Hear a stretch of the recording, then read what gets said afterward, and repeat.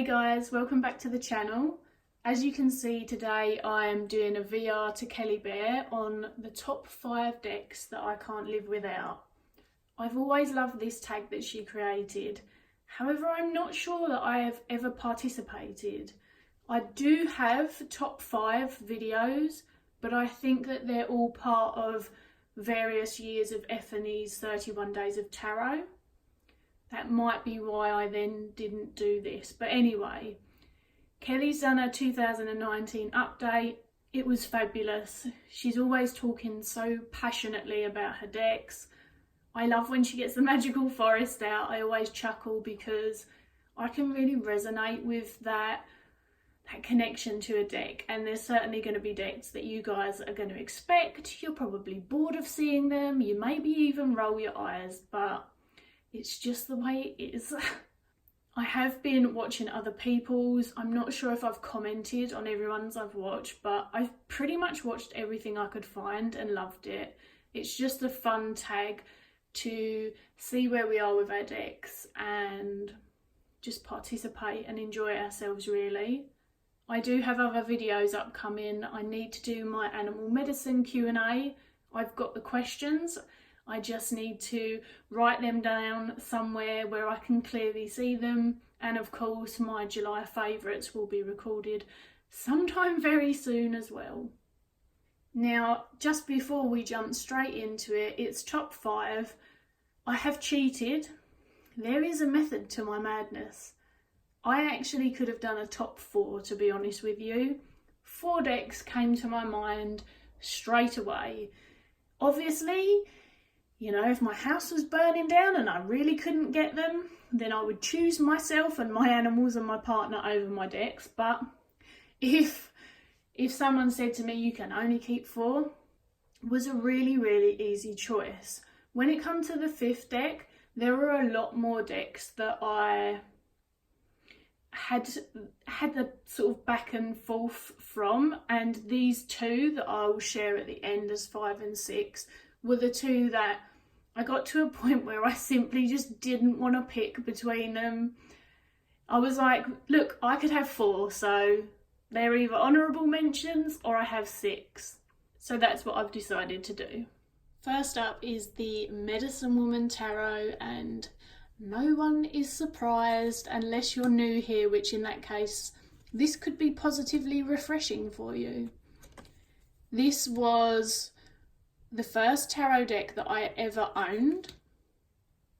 I believe I got 2 around the same time, but I don't have the other one, or I'm remembering it wrong and maybe I just used the other one. So my mum had both this deck and she had the Mythical Tarot, and I remember using both, but I remember being gifted this one at a very young age.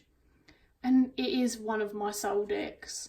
It really speaks to me. Obviously I've grown up with it and I spent a long time with it without having the full guidebook, which it was probably quite helpful actually, because this isn't a standard 𝗧𝗂𝗧𝗀𝗧. There are definitely connections to 𝗧𝗂𝗧𝗧𝗀, I feel, through most of the cards, but there's also a hell of a lot of different information, and it's really good for storytelling. They just do weave a story really, really well, and if you can follow the narrative, it becomes a really organic process. Of course, there's nostalgia attached to these as well, but honestly, this tarot deck is my jam. It is my go-to people deck, and I wonder what I can even say about this that I haven't said already. But it's just a really, really cool, unique deck. When you have the huge guidebook, it does give a much better understanding of what Carol Bridges is portraying throughout this deck, and I think it gives people a clearer understanding, which the box and the little white book don't, and occasionally can add to a couple of misconceptions about this deck. But I'm rambling. I've done a huge review on this deck and the book if you want to see it. The colours bring me so much joy. The cards are like an old book that I've read over and over and over again, and if I had the chance to run in before my house burnt down, or I only had 5 decks that I could keep, this would be at the top of the list, along with the next deck. So you can see I didn't stick to tarot because it would have been a really short list otherwise, and Oracle is, at least this Oracle especially, is a big part of my practice. This was my first ever deck, so I actually had this before my tarot deck. And for those who aren't familiar with it, this is the medicine cards. Oh, how I covet thee. This is where all of my animal medicine really evolved from, after the base foundation of just coming from a family of people who are really in tune with animal guides and animal medicine and big animal lovers and everything from tiny insects to whatever, you know, they don't discriminate, which is nice as well.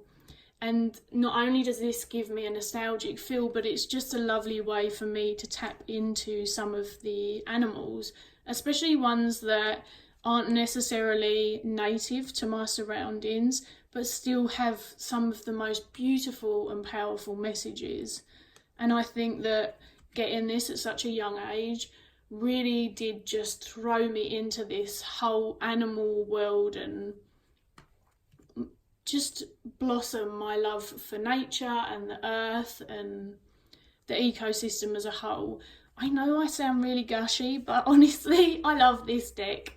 This is a deck that, oh my god, if someone stole this from me, I would run after their asses. There's not a lot that I would bother running after, but if someone took this, which is, I have a backup copy for reading with others now because this is getting a little aged, but I have had this since I was so young I can't remember. So there is a lot of love for this deck if you didn't already know that about me.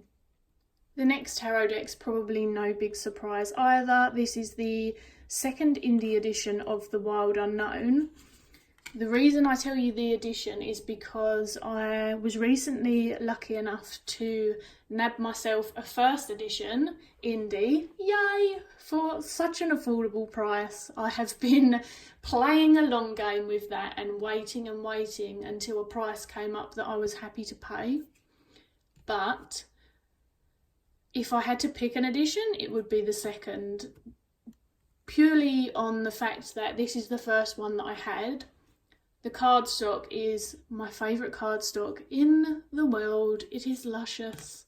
This was one of the decks that I bought when I first returned to tarot.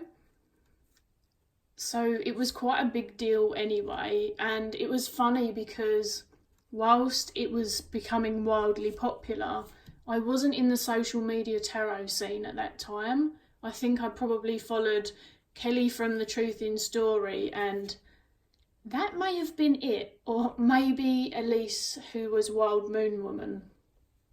So I had no clue how popular it was. This is definitely one of my art styles.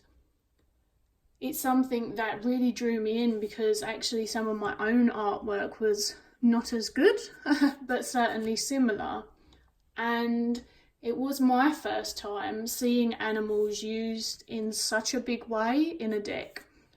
So after coming from the Medicine Woman Tarot and not really seeing too many tarots throughout my life, all of a sudden, you know, the rat or the butterfly, it was the main focus. The Medicine Woman Tarot does that in the totems, which are the knights, but other than that, they're sort of secondary characters. And the colours in this, it wasn't a straight away natural read either, because I was coming back to sort of learn a more traditional way. And I got Rider-Waite-Smith books and this deck, which was interesting. But because I love the artwork so much, something just clicked. And I would say that now I find it very difficult to call the other two decks my soul decks without this one. This is just something that I can read for anyone about anything. It is so blissfully easy and feels so poignant. The line work, the colours, you know, I've said it 1,000 times. I freaking love this deck. I love that it feels confronting when it needs to, but I don't particularly find it too one way or another. Yeah, I mean, I got a first edition of it. I would have a mass market edition. This is just one of those decks that I am weirdly obsessed with. Now we're back to Oracle, and this is the fourth. If I could only keep 4 decks, this would be one of them. And this is the Fairies Oracle by Brian Froud. Oh, Brian Froud, how I love thee. You know, I don't want Brian Froud for my own, but if he could come and just draw for me from time to time and talk to me about Fae, then that would be amazing. You don't probably see or hear much about this deck, and I recently posted on Instagram actually explaining a bit more as to why. Oh, quickly before I carry on, look, totally Gelfling, totally Dark Crystal. For those who don't know, Brian Froud was the illustrator, the puppets for the Gelflings and various other trolls and different things in the Dark Crystal and the Labyrinth, which are my 2 favourite films in the whole entire world. I fucking love them. My hair is cut to look like a Gelfling because that's how I roll. I love my bangs. His artwork is just a huge part of a really lifelong nostalgia, and the fact that he loves Fae energy and has brought the Fae back into my life as an adult in a pretty wondrous way is something I could kiss him on the forehead for. So one of the reasons that people don't hear or see much is because this deck has ended up being only a personal deck, which I didn't expect. I don't do that. I read for people with all the other decks that I've shown. I have pulled a couple of sort of general messages on Instagram, but they've been cards for me that I've written so that if other people resonate with them, then they can. But I have never pulled for anyone out of this deck. I don't think.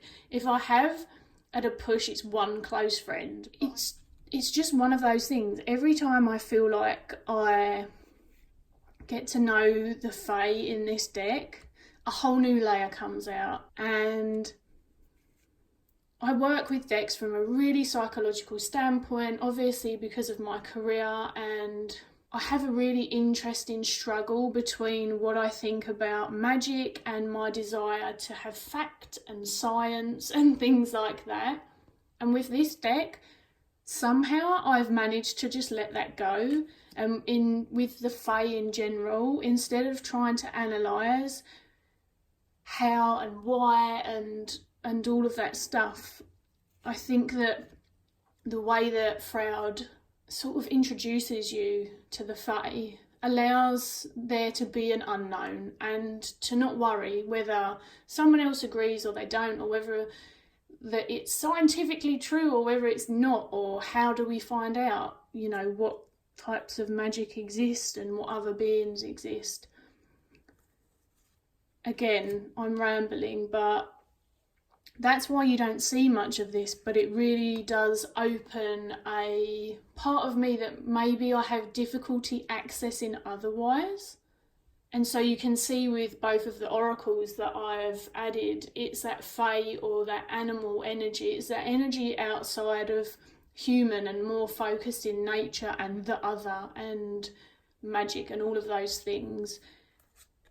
Plus the fact that I just get to enjoy his artwork, which honestly, I would cover my house in his artwork. I have lots of his books on my wish list. I really, really adore him, and I'm so glad that this deck exists. Now for the final 2. As I say, technically I've cheated. We've got 5 and 6 in no particular order, or they're both honourable mentions and I've just got 4.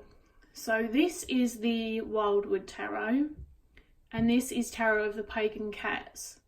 The reason that these two ended up being a bit of a battle is that the reality is I'm quite happy with the 4 decks that I just showed. I could do tarot and oracle to my heart's content for myself and for others with those 4 decks and I'd be fine.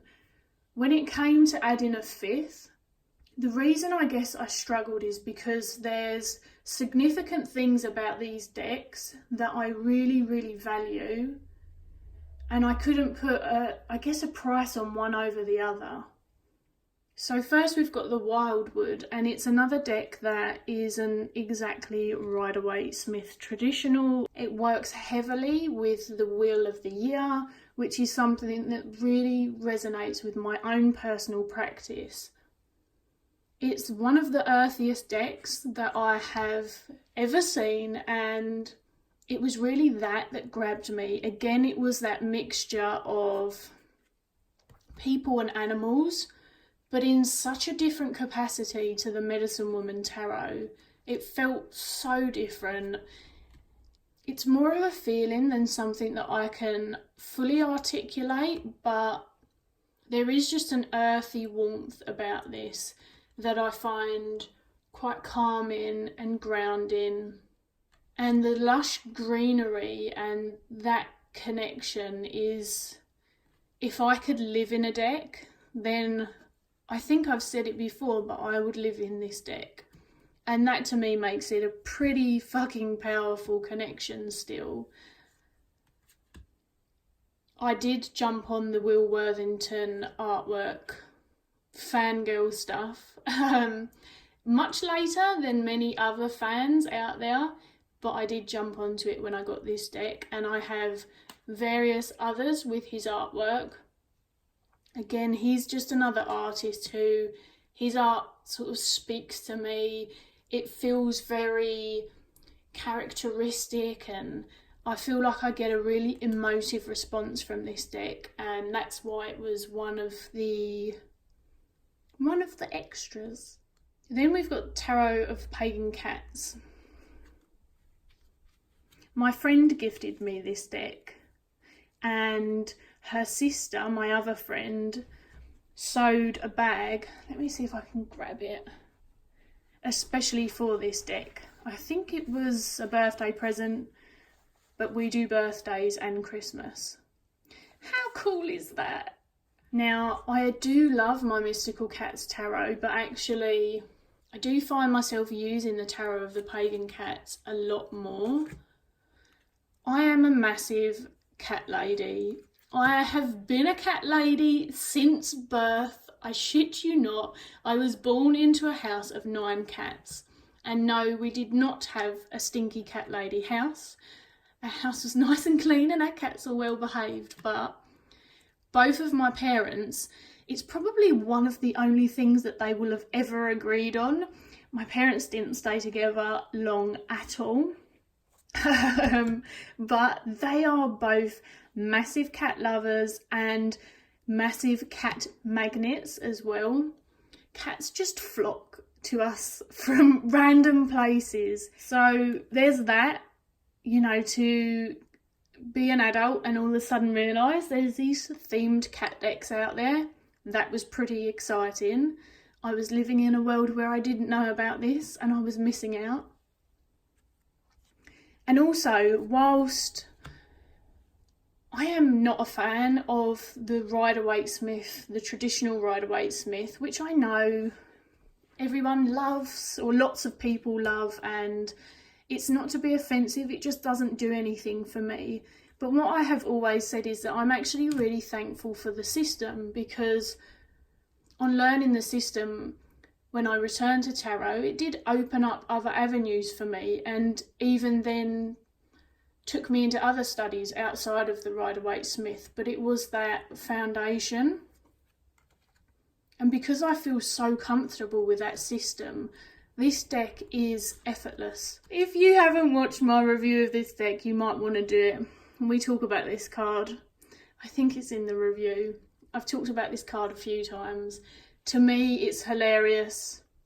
The bondage sex kittens with rabbit ears. are a little bit strange. It's kind of hard to take this devil card seriously, but anyway. This deck is so 𝗧𝗿𝗺𝗺, it really is, but it's full of kiddies and it brings me a lot of joy. The people who created it paid a lot of attention, and this is the reason I guess this cat deck, I would say it's exactly on par with the Mystical Cats Tarot. But other cat decks that I've had or known, they're very cute and the cat behaviour's in there, but maybe some of the other symbology or messages isn't quite, or it's not as much. There's so many additions to this artwork that speaks to the particular system that it's using and the story that each card is talking about, to the point where even sometimes the colours of the cats are really, really relevant to the card as well. And honestly, it's just one of those that I chuck in my bag. This is one of the only other decks that I've got I've got about 4 decks that have got backups. I'm not a massive backup fan, but I can't remember how I got a backup for this, but I have chose to keep it because now I just sling this in my car if I'm randomly going out and I don't know if anyone's going to want a reading.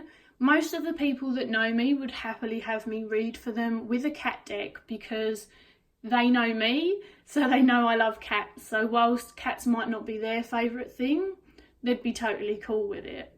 And whilst I appreciate that cats don't bring the level of diversity that a lot of the new decks out there do, such as the Numinous Tarot and the Next World Tarot,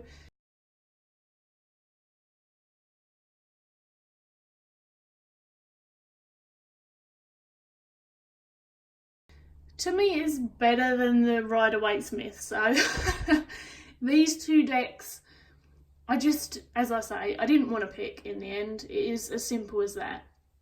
If I could have 2 extras, I could live without them, but I would really like both of them. So that's me, you guys.